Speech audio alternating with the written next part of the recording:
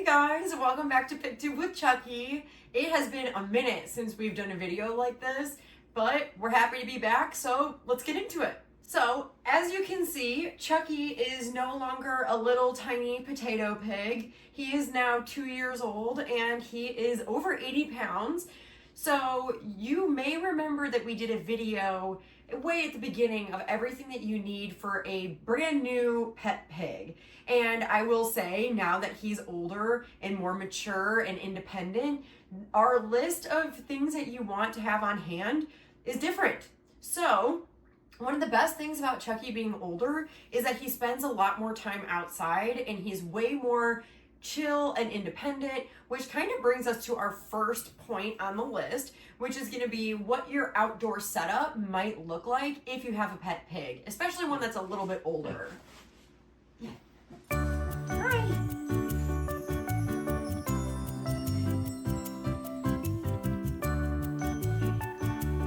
Oh, Jack.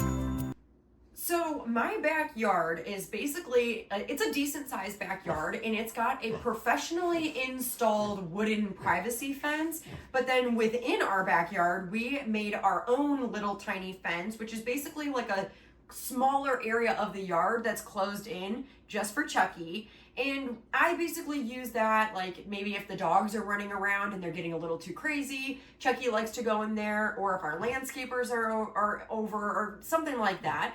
But you basically want, when you're making a small area for your pig, there's a couple things you have to keep in mind. And the one thing is that it has to be pig proof, meaning that it has to be durable enough that pigs can't escape. They can't bust out, they can't dig under, they can't jump over, and you also want to make sure that the dogs can't bust in or other animals can't bust in. So that's going to be your first job, is making sure that it's escape proof. And the second part of it is that it has to be safe. So, for example, I like to scatter Chucky's food in the grass to help him get some exercise. But if you're putting his fence in an area with sand, you really can't scatter their food in a sandy area because it's just not healthy for them to eat sand. So that's one thing. The other thing is, if you have fruit trees on your property, you probably don't want fruit trees with pits like cherries or plums in their fenced in area because they can't be eating that kind of stuff. The biggest challenge that I have with Chucky is acorn season. So I'll show you in a second that his area is built specifically to catch all of the acorns where he can't get them, and it makes it a little more convenient for me to rake them and stuff like that to make sure he's not eating anything that he shouldn't be. The other part of having the fence is that you really want it to be in a convenient location for you. So if my brother's dogs are running around going crazy, I found it convenient to have Chucky's gate door by his fence like 2 feet from my back door, because then all I have to do is open the door and he has 2 feet and he walks right into his area and I can shut the door. You also want to make sure that it's an area that you don't mind if there's holes from them rooting or digging up grass. So an area that's basically like a pig free-for-all. If you want to destroy the dirt, I don't care. That would be something that would make your life a little bit easier too. Other things that you have to keep in mind when you have your pigs outside is that they have to have a place that they can cool down. So I actually bought Chucky a little kiddie pool that I was hoping he would kind of take a dunk in anytime he got too hot. But even though it's there, they don't always use it. So as you may know, pigs don't have sweat glands, so they don't have a way of cooling themselves off. So if they're not using the kiddie pool, then you go with route number 2, which for me is making mud for Chucky. So I just use a hose and he makes his own little mud pit. And that's a really great way for them to stay cool. And I've even seen some people that just have like a shady area with a couple fans. So that way, if they're overheating, they always have a way to stay cool. The next part we're talking about now is going to be vehicles. So things that you need to travel with your pig, even if it's to the park, to the vet, to your pet sitter, wherever it is. I know a lot of pigs don't technically leave their property because the vet comes to them. They have no reason to go anywhere. But I have seen a lot of pigs on social media that have to be transported because they're sick or who knows what. And sometimes the most stressful part for them is just the transportation. So I do think there's a benefit to getting every pig used to traveling in the car, at least as far as it goes with mini pigs, anything under 300 pounds, because it just saves them a little bit of stress if you ever need to travel with them. So the first big thing that you're really going to need is a ramp, because like I said, he's 80 pounds and I'm not that much more than him. So it's really hard for me to pick him up. The ramp that I use is called PetStep ramp. I'm actually going to put a link to basically everything in this video in the description. And for a few of these things, I do have discount codes so that you guys actually get to save a little bit of money if you buy them. And the PetStep ramp is one of them. It holds up to 500 pounds. I have one in my pool for when he goes in my pool, and I have one for my SUV. And if you watch our ramp training video, which I highly recommend, you'll see that I was experimenting a little bit with how to make it less slippery. But what I learned over time was that it's not slippery. It actually does have good grip, but he was just being a little bit lazy and he was walking really slow and just kind of dilly-daddling up the ramp. So it looked slippery, but when I brought him to the vet, he ran right up that ramp and he ran right down, no issues. But if you are worried about it being a little bit slippery, it is like a rubber material, so it does have some grip. But if you want to add grip to it, what I did was I basically got like 2 body towels and I just got them wet and I stretched them out on the ramp, and it made it a lot stickier for his hooves. But I've seen other people that will even use like yoga mats or carpet squares and they'll screw it onto the ramp so it's a little more grippy. But like I said, if the urgency is there, Chucky ran right up that ramp, no problem. So it's a good ramp. If you are using a ramp to get them in the car, the next thing you're going to need is a harness, because without a harness or a leash, it's kind of hard to steer them up the ramp. So if your pig is not harness trained or you don't know what harness to use, I'll link the harness that Chucky uses, and I'm actually going to post like a really short video of a trick of how to get it on them in like less than a minute. It's so easy.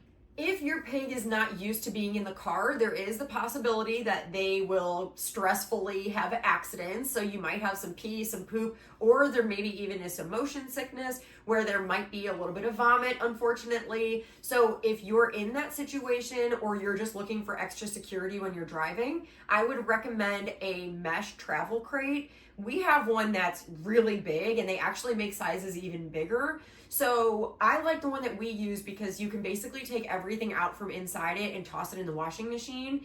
And it's just like a nice secure place that you can contain any sort of mess if there is a mess. If your pig is no longer getting sick in the car or peeing or pooping because of stress, then I would recommend using the Pels Barn back seat protector. The one I have is a little bit bougie, but it's really nice because it's fluffy and cozy, and the board, it goes between the seats and the board can hold a lot of weight. So basically he can stand on it secure without like wobbling or falling between the seats. And it even has an option to click their harness into the seatbelt, so that way they're extra secure instead of just like bouncing around if you slam on the brakes. The last thing that I usually keep in the car is just like a cleanup bag of just like cleaning supplies, just in case there is a mess. You're prepared and you can kind of pull over, clean it up, and then keep moving. Moving into the last category of the video, we are going to talk about what you would want for a setup inside your house. So you can see this tent and this house behind me. Those are basically what Chucky uses whenever I'm home and we're all just hanging out. If he wants to like get away from the craziness of my dogs or my cat, I almost always find him in here, which just has like a little dog bed and a pillow. But in the winter, I actually put like electric blankets in there, so it's really warm and really cozy. And I think it's good for every pig to have an area to kind of like step away and have their own little hangout that's cozy and isolated, so that if they want alone time, they can get it. But when you're not at home, I'm a dog trainer, so I actually always recommend crating your dogs or your pigs if you're not home, because you never know what they're going to eat, what they're going to get into. Pigs are notorious for eating walls, and if you don't want your walls to be eaten, then I would recommend crating your pig when you're not there, or at least putting them in a secure area that they can't get out of.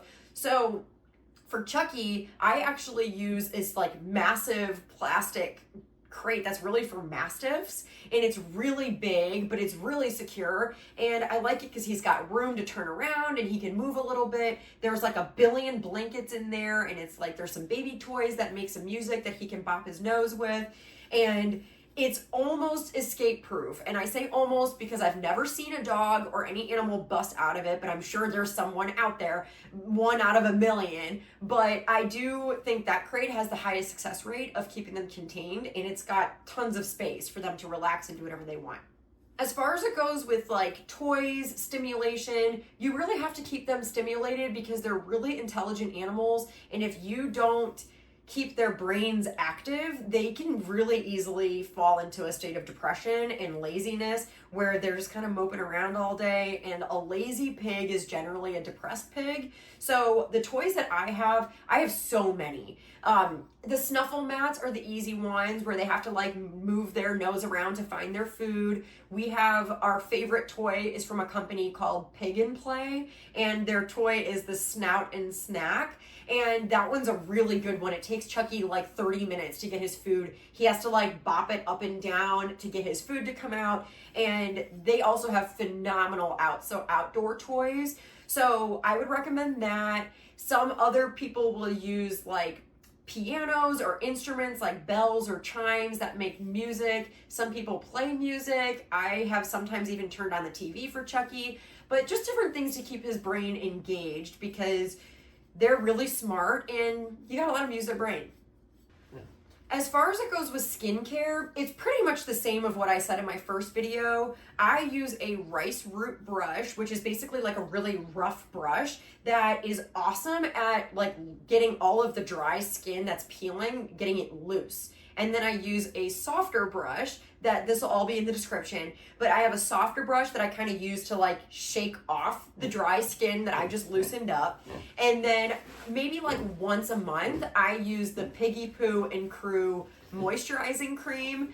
I don't go crazy with it, just like once a month is plenty, but it just makes them really moisturized and shiny. But you really don't have to give them baths more than a couple times a year. So I still have the Piggy Poo and Crew shampoo that I bought when I first got him. And if you bathe them too much, it's not good for their skin. So the best thing you can do is like feed them oil, like coconut oil. He gets that with breakfast every day. Brushing him and making sure that you keep his bedding clean. It's like basically all the best stuff you can do for their skin. And also important that you keep them really hydrated. So make sure that you find ways of keeping lots of water in their system. The last thing I'm going to talk about is which bed I recommend for pigs. So in the wild, pigs like to sleep all wrapped up in really tall grass. They literally roll in grass just to feel all like snuggly and wrapped up. So the best way to mimic that in your house is by having a den bed. So the one I bought, I actually have a discount code for you guys. It's called Snoozer Pet Beds, and it's basically like a big bed that has like a flap on the top, so it feels like a cozy den. And when Chucky climbs in, sometimes you can't even see he's in there because he's so far back, but it is by far his favorite bed. And when he's not in it, my dogs are, so I'm probably even gonna get another one. But I highly recommend that bed. It's machine washable, and even all the pigs I see on social media, they seem to like that kind of bed the most. So I think that basically covers it for now. I'm sure that as he gets older, our list might change, but make sure that you click the description to see anything that you're interested in, and make sure you like and subscribe. And if you don't know, we love to go live on YouTube especially. So if you're not following us on Instagram or TikTok or Facebook, definitely subscribe on YouTube because we like to go live on there a lot. Say hey in the comments. Let me know if you have any questions or suggestions, and we will see you guys next time. Bye.